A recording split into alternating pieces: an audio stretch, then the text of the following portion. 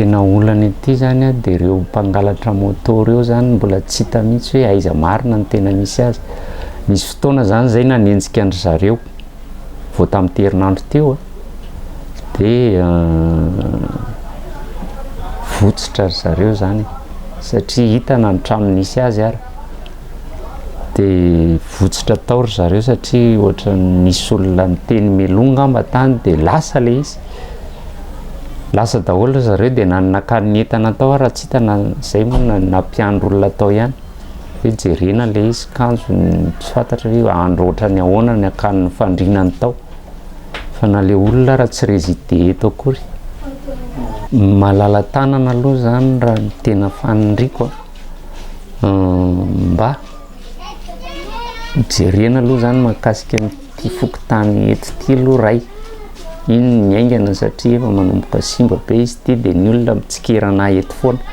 hoe ny olona efa nilokona maitso fotsy mena zay manko ny fanarahana ny commune rehetra tao maitso fotsy mena maitso zay mo sainatsika dia holokonan'izay fotsy mena maitso ny fokontany rehetrarehetra ny naty mbola janona ho manga tsy kolera akory le izy fa fangatahan'ny olona zany hoe mba hisy fanovana araka ny novana ny olona teto dia mba mitaky zavatra vaovao koa le olona dia zay zao ny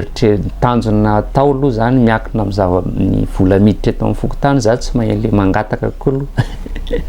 tsy mahay an'iny hoe andeha angataka amin'ireo olona manan-katao eto Manjaka fa ny zava-misy eto no ampiasaiko na nanao zavatra teto ary zay dia ny zavatra nisy teto mihitsy no nampiasaiko. Nisy fanaovana carnet digital zay dia ny vola teto mihitsy no nampiasaina hoe fampidiram-bola teto dia natao zay ampidirana vola teto amin'ny olona zany olona tonga eto nahafahana nahazoana an'izay moa zay koa manana an'ireo fasana be da be eto ireo dia misy maty dia le misy manome valopy reny dia reny nampiasaina nanaovana an'ireny carnet digital reny zany hoe tsy nitady vola mihitsy zany fa mividina rano fito teto nahatratra 700 000 izay dia vokatry ny fisina fasana atao voaboa-tanàna ato dia isaky le misy manome valopy reny dia iny nangoniko zany dia iny no vidanako rano dia iny nanaovana photocopie ny taratasy.